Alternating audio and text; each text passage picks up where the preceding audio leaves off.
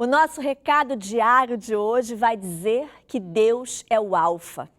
Em Apocalipse, capítulo 1, versículo 8, a palavra de Deus diz: Eu sou o Alfa e o Ômega, o princípio e o fim, diz o Senhor, que é e que era e que há de vir, o Todo-Poderoso.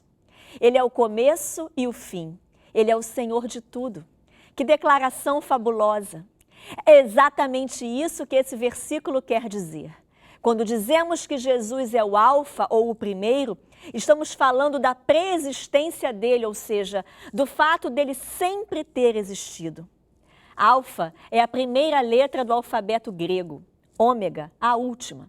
Ao afirmar isso, João estava apontando para a preeminência de Cristo no que diz respeito ao seu poder e à sua eternidade. João também menciona uma conversa muito interessante entre Jesus e os líderes judeus em seu evangelho no capítulo 8. Jesus disse que seu pai Abraão alegrou-se por ver o seu dia, mas isso os deixou confusos, pois Jesus não tinha nem 50 anos de idade. Como ele poderia ter visto Abraão?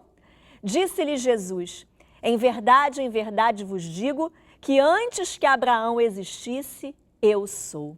Todos que ouviram aquelas palavras ficaram escandalizados com Jesus e quiseram apedrejá-lo por tamanha blasfêmia. Eles viram que a declaração da pré-existência de Jesus, assim como o fato dele ter usado o nome Eu Sou para referir-se a si mesmo, era uma afirmação de que ele era e é Deus, que sempre existiu e existe por si mesmo e de que não precisou de ninguém para criá-lo. Paulo escreveu que Jesus é o Alfa em Colossenses, capítulo 1, versículo 17a e 18b. E ele é antes de todas as coisas, o princípio e o primogênito dentre os mortos, para que em tudo tenha a preeminência. Jesus é eterno, nele habita a plenitude do Senhor, portanto, ele é o único meio de redenção e reconciliação entre o homem e Deus. Ele é o Alfa.